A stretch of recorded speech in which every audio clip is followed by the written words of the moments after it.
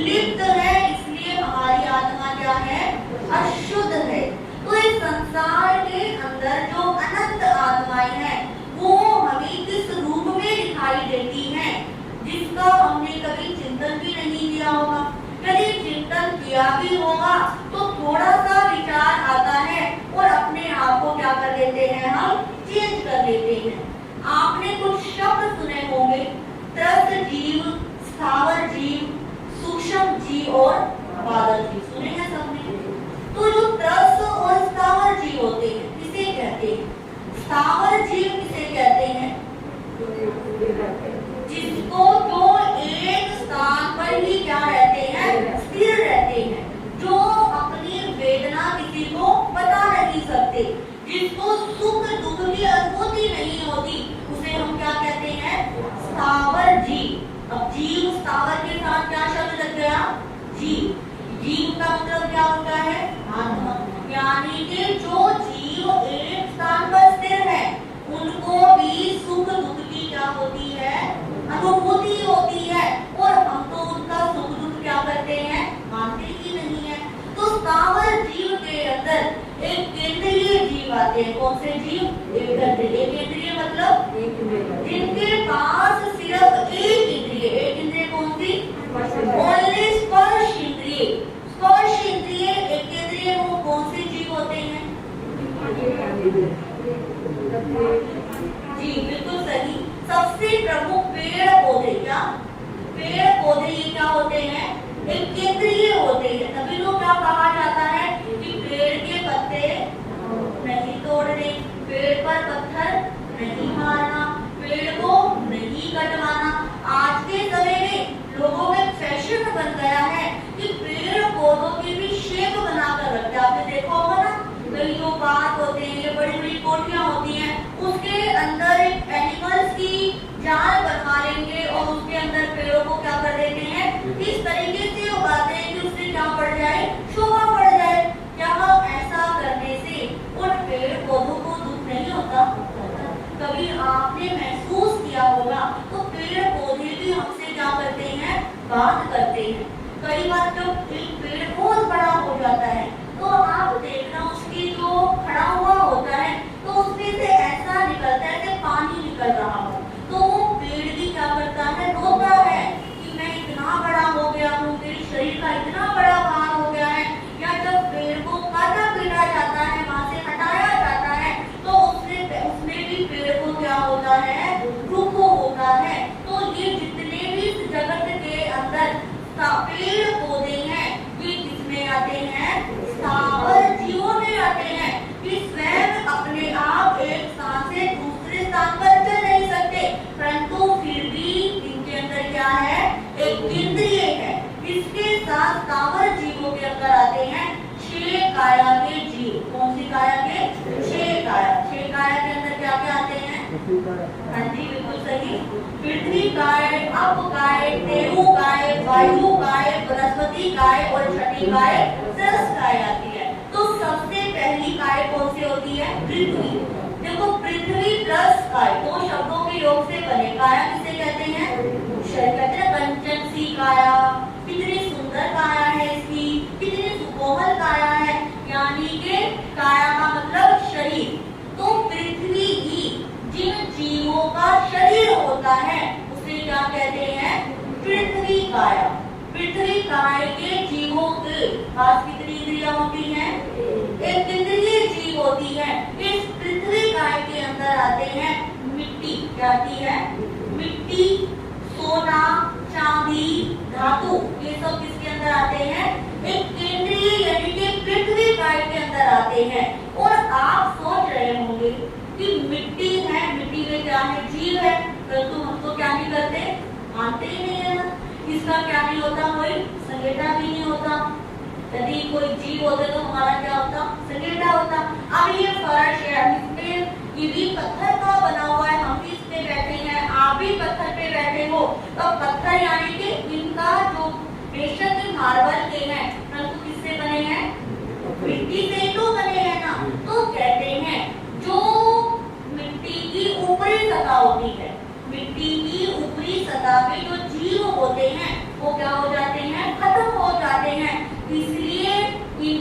सकेटा नहीं होता। कहते हैं ये चीज स्थिर है कि अभी कोई यहाँ पर मैट बिछी हुई हो तो हम उसका क्या मानते हैं, सकेटा मानेंगे, क्योंकि उसे क्या कर सकते हैं, उठा सकते हैं। और ये फर्श है, ये फर्श तो एक ही है परंतु एक जगह पर क्या है, स्थिर है, इसलिए इसका क्या नहीं होता, सकेटा नहीं होता। तो जो पृथ्वी काय होती है, पृथ्वी होती है वो दो तरह की होती है, एक होती है सचित पृथ्वी और एक होती है अचित पृथ्वी। एक सचित और एक अचित। सचित यानी कि जिसके अंदर अभी क्या है, जीव है। जैसे कि मिट्टी की खुदाई कर दी जाए तो जो खुदाई में से मिट्टी निकलेगी वो मिट्टी क्या कहलाती है, सचित मिट्टी कहलाती है। और जैसे कि कई बार होता है रोड बनती है तो पत्थरों को क्या कर दिया जाता है, ईंटों को तोड़ दिया जाता है। तो यानी कि ऊपरी सतह में तो जीव नहीं होते, परंतु जब उसको तोड़ देते हैं तो मिट्टी का स्वभाव क्या है, जीव होना। तो जो तोड़ देते जो जीव होते हैं वो क्या करते हैं, ऊपर आ जाते हैं।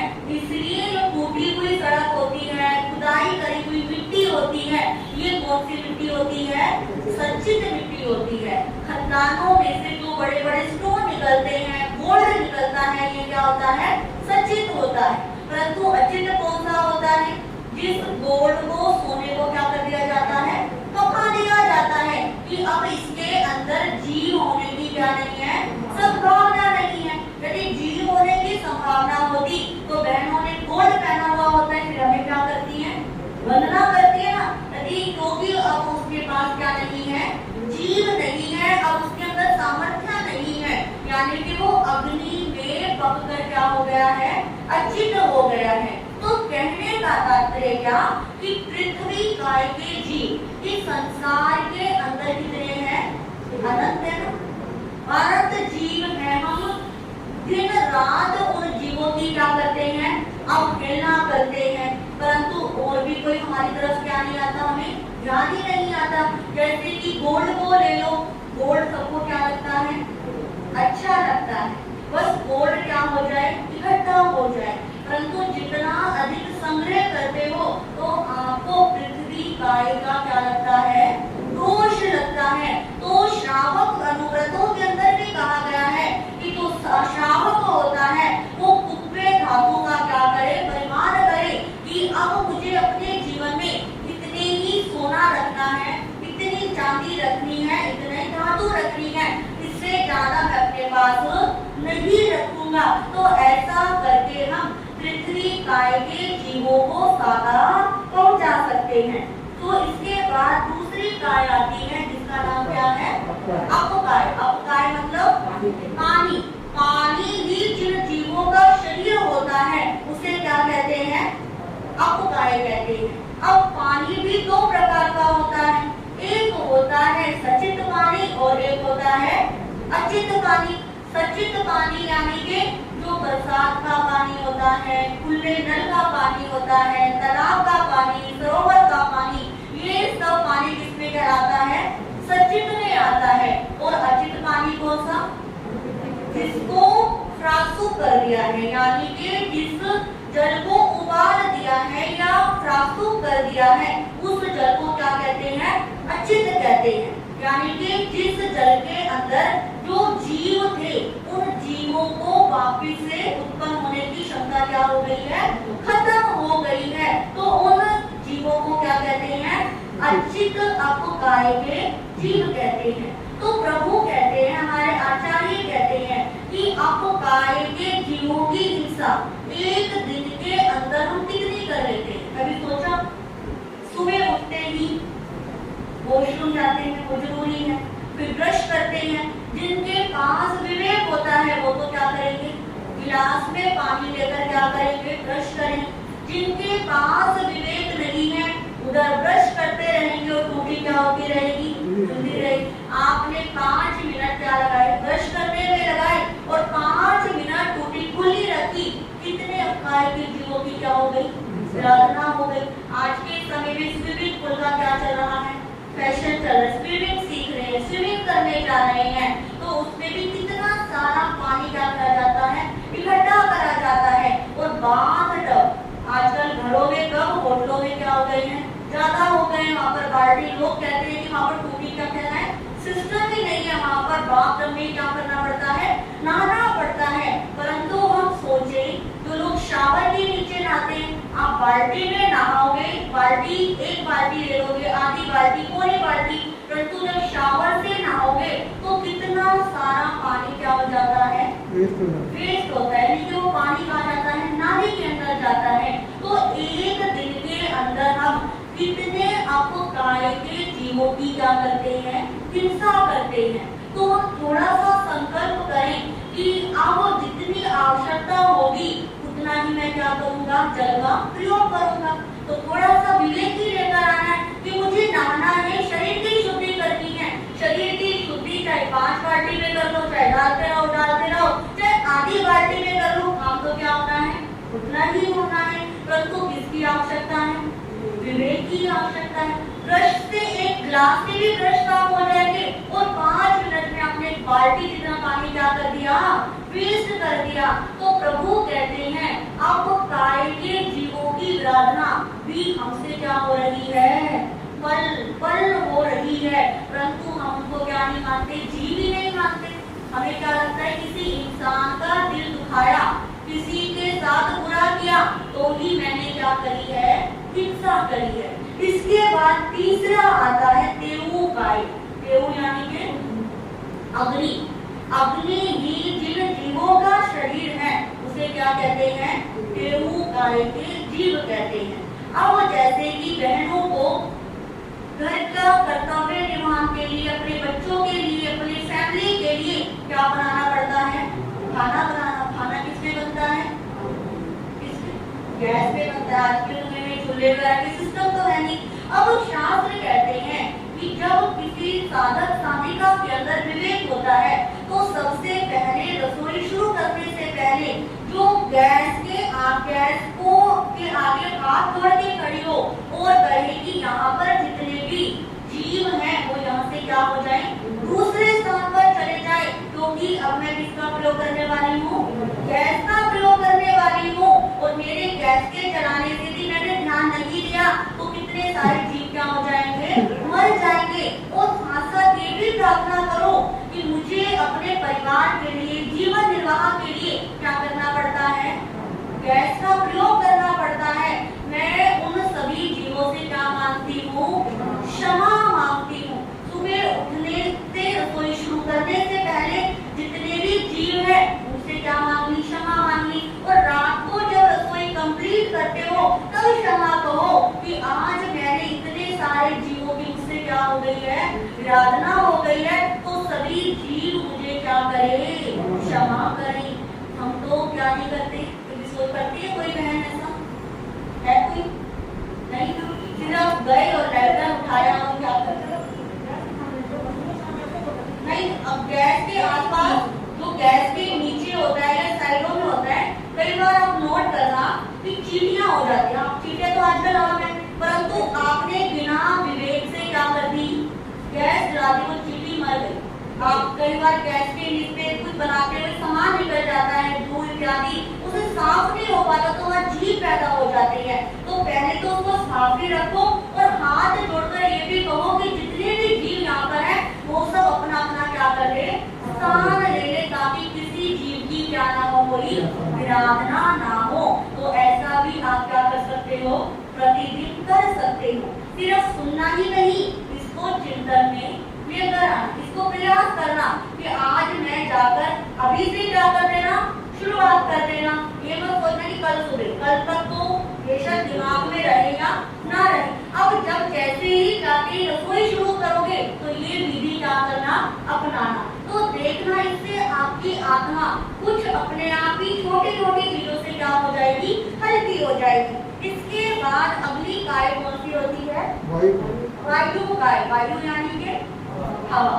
अब हवा कहा कि हवा में जितने भी जीव हैं, यानी कि हवा ही जिन जीवों का शरीर है उसे हम क्या कहते हैं, वायु काय कहते हैं। अब देखो इस वायु काय के जीव को भी महसूस करते हैं ना कि कई बार हवा तेज चलती है तो हमें क्या लगता है, बड़ा अच्छा लगता है। और कई बार हवा नहीं चलती तो हम क्या हो जाते हैं, बड़े बेचैन हो जाते हैं कि आज तो हवा ही नहीं चल रही, आज तो वो बस हो रहा है। क्यों? क्योंकि इस ब्रह्मांड के अंदर भी, इस समय बैगन में क्या नहीं चल रही, हवा नहीं चल रही। तो प्रभु कहते हैं कि बेशक समय के साथ अब हमें हवा के बिना हमारा जीवन नहीं चल सकता, क्योंकि हवा में जीव होते हैं और हम गर्मी में बैठे, तो ऐसा तो आज के समय में क्या नहीं है, पॉसिबल नहीं है। मैं अपनी ही बात करूं तो भाई बिना लाइट पंखे के हम तो नहीं रह सकते। उससे क्या, एक दिन रह लेंगे, 2 दिन रह लेंगे और एक ना एक दिन क्या हो जाएगा, शरीर बीमारी पड़ जाएगी, क्योंकि हमारे शरीर को क्या हो गई है, ये हैबिट्स हो गई है। और यदि कोई, कई बार आप देखते हैं कि जब लाइट पंखा नहीं चल रहा होता तो इतनी क्या हो जाती है, बेचैनी हो जाती है, आप कोई भी काम नहीं कर पाते हो, सारा ध्यान किस पे जाता है, पंखे पे जाता है। कब लाइट आएगी, कब पंखा चलेगा, जब पंखा आता है तो क्या आती है, राहत मिलती है। तो हमारे आचार्यों ने कहा कि ठीक है, वायु काय के जीवों में क्या होते हैं, जीव है, हिंसा हमसे होती है, इस बात को मानते हैं, परंतु इसके साथ आसक्ति नहीं रखनी। कई लोग होते हैं बैठ रहा, हाँ मजा आ गया, कितना अच्छा लग रहा है, कितनी, यानी कि वो इतनी सी बात को इतना बड़ा क्या कर देते हैं, कोई दस्तक रहा, कितनी ठंडी हवा आ रही है, ठीक है यूज कर रहे हो, उसको संभाल में क्या करो, यूज करो। उसको यदि अतिशयोक्ति पूर्वक यूज करते हैं तो हमारे कर्मों का बल क्या हो जाता है, ज्यादा हो जाता है। तो ये कौन सी थी, वायु काय के जीव। इसके बाद अगली आती है वनस्पति काय।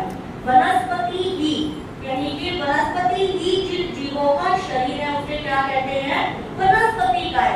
इसके अंदर आते हैं हमारे पेड़ पौधे भी आते हैं, फूल फल सब्जी इत्यादि इसमें आती है, वनस्पतियों के अंदर आते हैं। और इस वनस्पति के अंदर एक से लेकर, एक जीव से लेकर अनंत जीव किसमें होते हैं, वनस्पति के अंदर। अनंत जीव किसके अंदर होते हैं, सबसे ज्यादा अनंत काय कौन सी सब्जी कहलाती है, जमीगंध। जमीगंध को क्या कहते हैं, यानी कि आलू को दिगंबर परंपरा के अंदर अनंत काय इसका क्या होता है, नाम होता है। कि आलू को यदि आपने लिया और उसकी नोक पर थोड़ा सा वो रखा तो कहते हैं माइक्रोस्कोप से देखा जाए तो उसमें अनंत क्या होते हैं, जीव होते हैं, क्योंकि वो जमीन के अंदर क्या होते हैं, उनको उगाया जाता है, यानी कि उनका वो जमीन करके निकाला जाता है। तो कह रहे ऐसा लगता है कि धरती क्या होती है, फटती है। तो उस समय उस वनस्पति को, जमीन को इतनी क्या होती है, वेदना होती है। और जो जीव जैसे कि जो पृथ्वी के ऊपर लगते हैं उनको उखाड़ना नहीं पड़ता, तो वो अपने आप ही क्या हो जाते हैं, उखड़ जाते हैं, ऊपर आ जाते हैं। और ऊपर आने तो उनको क्या कर दिया जाता है, उतार दिया जाता है। कुछ लोग प्रश्न करते हैं कि दोनों ही जीव क्या होते हैं, जमीन पे उगते हैं, चाहे जमीन की सब्जियां हो चाहे दूसरी सब्जियां हो। फिर अंतर क्या होता है, कहते हैं एक चीज आपने पकाकर रखी और एक चीज आपने कच्ची रखी, कौन सी चीज जल्दी खराब होती है, कच्ची। पक्की के अंदर क्या हो जाता है, लंबा टाइम हो जाता है। उसी प्रकार कहते हैं कि जो अनंत काय, जो जमीगंध इत्यादि होते हैं, इनके अंदर क्या होते हैं, जीवों की उत्पत्ति क्या होती है, बहुत ज्यादा होती है। इसलिए कहा जाता है कि जमीगंध का, कंद फूल का प्रयोग जितना हो सके उतना कम करना चाहिए। आपको सिर्फ लगता है कि आलू ही क्या आता है जमीगंध में, परंतु कुछ चीजें ऐसी होती जो कभी आप खाते भी नहीं हो, परंतु फिर भी क्या नहीं ले रखा, नियम नहीं ले रखा। तो आज एक एक जमीगंध की क्या बनाना, लिस्ट बनाना, और फिर देखना कि महीने में कितनी बार खाते हो। शायद मुश्किल से 2 या 3 बार आपका क्या आएगा, नंबर आएगा। तो आप उसका धीरे धीरे करके क्या ले सकते हो, नियम पहचान ले सकते हो। ऐसा करने से धीरे धीरे करके जमीगंध भी आपका क्या हो जाएगा, छूट जाएगा। तो कहते हैं इस वनस्पति काय के जीवों के अंदर भी क्या होते हैं, बहुत सारे जीव होते हैं। जैसे कि अनाज होता है, अनाज हम गेहूं चावल जो हम प्रतिदिन क्या करते हैं, खाते हैं, इसके अंदर जीव तो है परंतु सिर्फ एक ही क्या होता है, जीव होता है। आम होता है, आम की गुठली में सिर्फ एक ही क्या होता है, जीव होता है। और कुछ फल सब्जियां ऐसी होती हैं जिसमें बारीक बारीक क्या होते हैं, बीज होते हैं। जितने वो बारीक बारीक बीज होते हैं समझो उसके के अंदर उतने क्या है, जीव है। ठीक है, इस बात से आप पहचान सकते हो कि ये कम जीवों वाला है या ये ज्यादा जीवों वाला है। और जो जमी करने की सब्जियां होती हैं उनमें देखना कि उनके अंदर एक जाल जाल सा बना हुआ होता है। आप गाजर देखो, मूली देखो, आलू की पीस करते हो तो ध्यान से ऐसे करके देखोगे तो दिखाई देगा कि क्या बना हुआ है, जाल बना हुआ है। और जाला भी जब घर में लग जाता है तो वहां पर बहुत सारे क्या होते हैं, जीव होते हैं ना। तो इस अपेक्षा से जमीगंध खाने को क्या करा गया है, मना करा गया है। तो जितना हो सके वनस्पति काय के जीवों की भी हमें क्या करनी चाहिए, रक्षा करनी चाहिए। तो सिर्फ आत्मा हमारे शरीर से रिलेटेड ही नहीं, शरीर के बाहर भी कितने सारे अभी आपने क्या जाने, जीवों को जाना। फिर अगली छठी काय कौन सी है, त्रस्त काय। अब कहते हैं त्रस्त काय। त्रस्त जो जीव अपनी इच्छा से इधर उधर क्या कर सकते हैं, आ जा सकते हैं। स्थावर जीव क्या थे, एक ही जगह पर टिके थे। क्या आलू अपने आप चल सकता है, गाजर टमाटर चल सकते हैं। उनको जब आप कहीं पर लेकर जाओगे तभी वो क्या करेंगे, जा सकते हैं। अब अगले है त्रस्त काय के जीव जो अपनी इच्छा से कहीं पर भी आ जा सकते हैं। और जो स्थावर जीव थे उनके पास कितनी इंद्रिय होती है, एक इंद्रिय होती है। और अब आ गए हम छठी काय, त्रस्त काय के।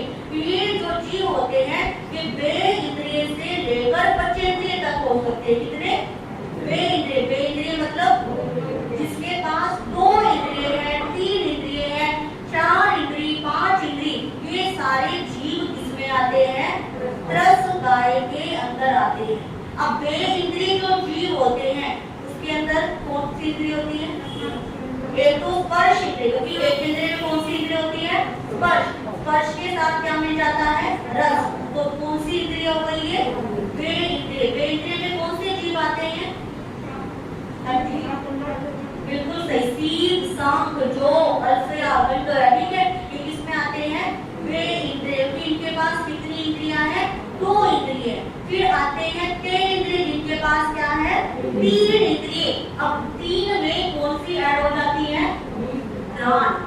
उनके पास सूंघने की क्या आ जाती है, शक्ति आ जाती है। वो कौन से होते हैं, लील, चाचड़, माकड़, घोड़ा, पतंगिया, ठीक है, ये सब किसमें आते हैं, ते इंद्रिय के अंदर आते हैं। फिर चौर इंद्रिय जिनके पास क्या है, 4 इंद्रिय। 4 इंद्रिय में रसन हो रही, स्पर्श भी, घ्राण भी। अब इनको क्या मिल गई, एक चक्षु मिल गई, चक्षु। तो इसके अंदर आते हैं मक्खी, मच्छर, भमरी, भमरा, टिड्डा, पतंगिया। ये जितने भी जीव हमें क्या करते हैं, दिखते हैं, ये सब किसमें आते हैं, चौरिंद्रिय के अंदर आते हैं। और पंचेंद्रिय में कौन से होते हैं, जिनके पास 5 इंद्रिय। 5 कौन कौन सी इंद्रिया,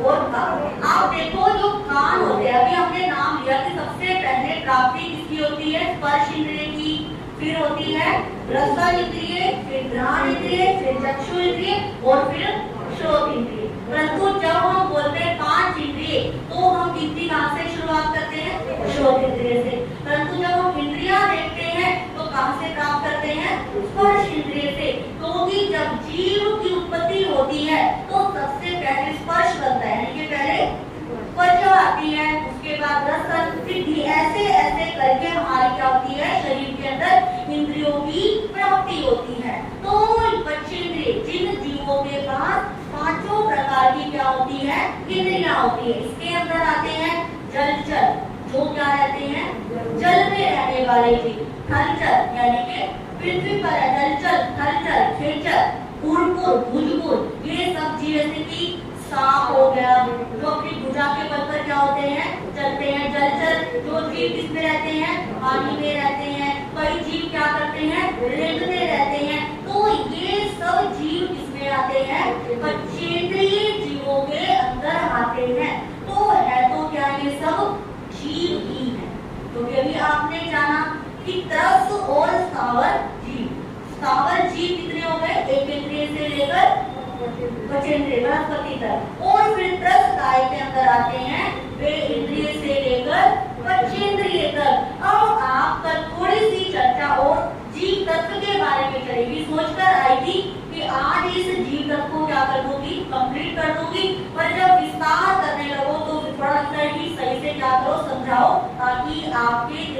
क्या हो जाए, सेट हो जाए। तो त्रस्त जीव अभी आपने जान लिया कि पचेंद्रिय तक क्या होते हैं, त्रस्त जीव होते हैं। अब पचेंद्रिय के अंदर भी कौन कौन सी कैटेगरी होती है, नरक के कितने जीव, मनुष्य के, देवता के, बृहस्पति के, ये सारे क्या कहलाते हैं, जीवों के अंदर ही आते हैं। तो कौन कौन से जीव हैं, कैसे हम उन जीवों की रक्षा कर सकते हैं, कैसे उनसे बच सकते हैं, आप आओगे और आपको सुनने से पता लगेगा। इन्हीं शब्दों के साथ सभी मिलकर गुनगुनाएंगे।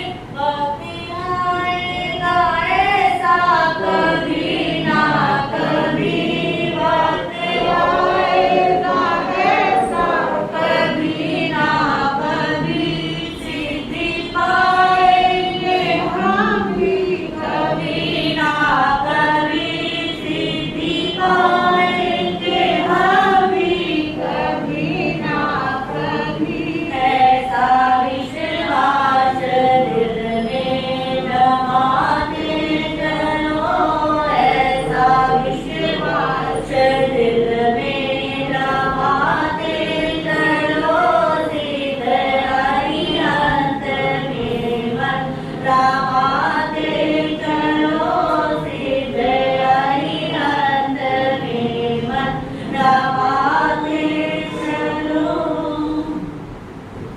चातुर्मास काल से ही तपस्या की श्रृंखला आपके क्षेत्र में चल रही है, जिसके अंदर आज किसी का उपवास है। आयुर्वेद श्रीमती अनिता जी, आज इनका छठे आयुर्वेद का बचना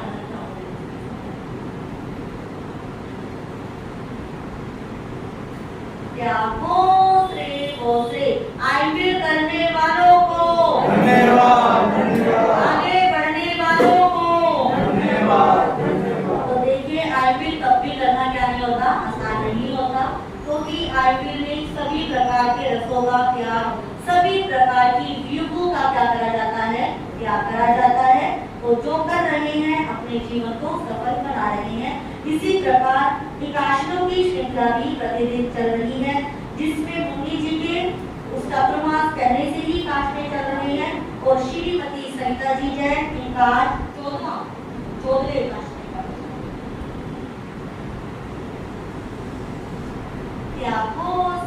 से किसी का आज पहला, दूसरा, तीसरा कोई भी काशना हो,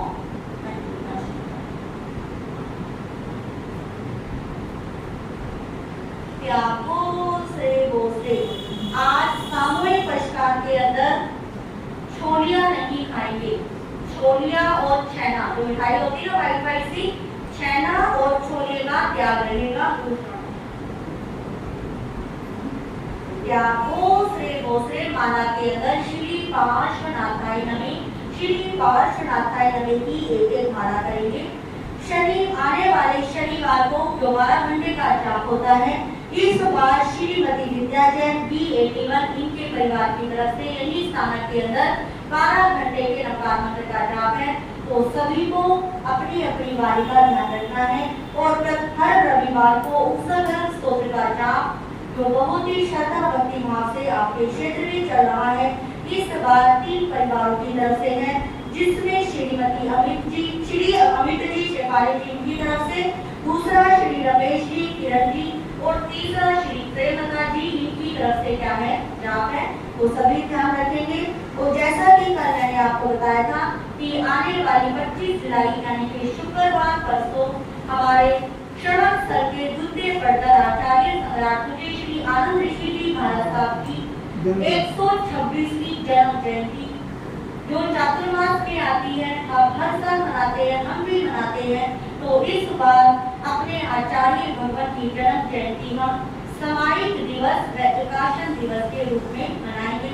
सामायिक आपको क्या करनी है, यहीं पर ऐसा नहीं कि आप कहो कि दिन में जब मर्जी घर जाकर कर लेंगे, नहीं, कम से कम एक समाई तो रोज ही करते हो, 2 से 3 समाई क्या चाहिए, उस आचार्य भगवत के जन्मदिन के उपलक्ष्य में चाहिए ही चाहिए। और जो विकासनी करेंगे वो अपना नाम क्या कर दे, हमें लिखा दे, ताकि हमें पता लगे कि आचार्य भगवत के जन्मदिन के उपलक्ष्य में कितने क्या हुए हैं, यहाँ पर विकासनी हुई है।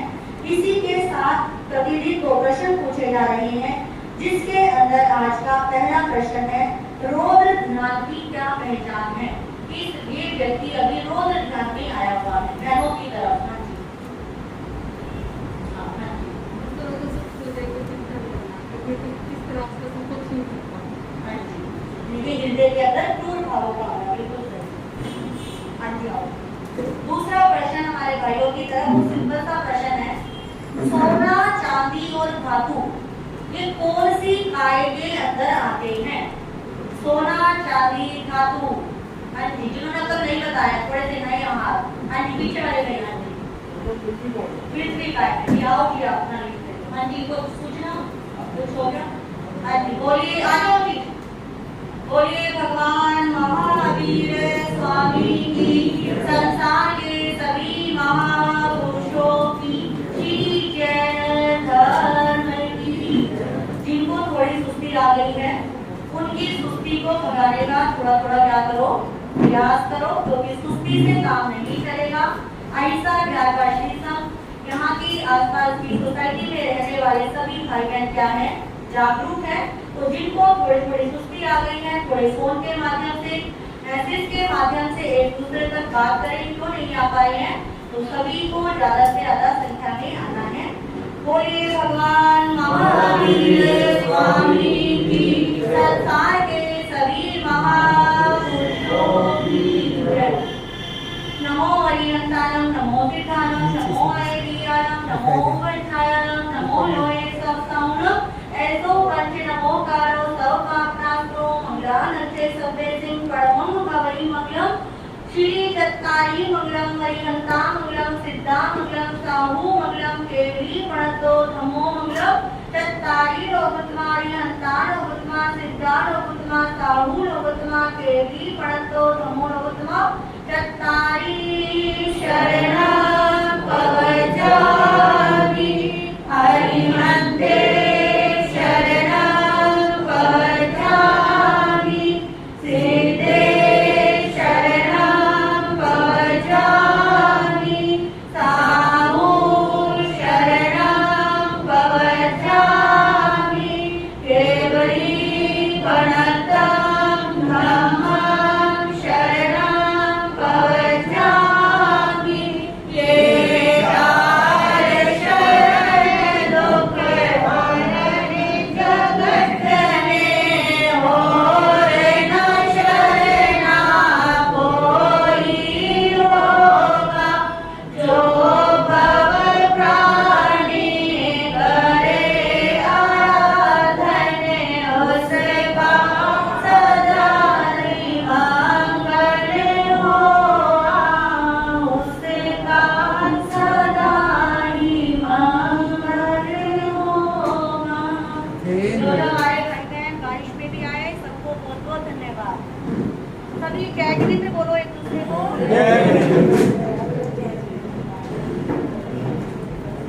जय।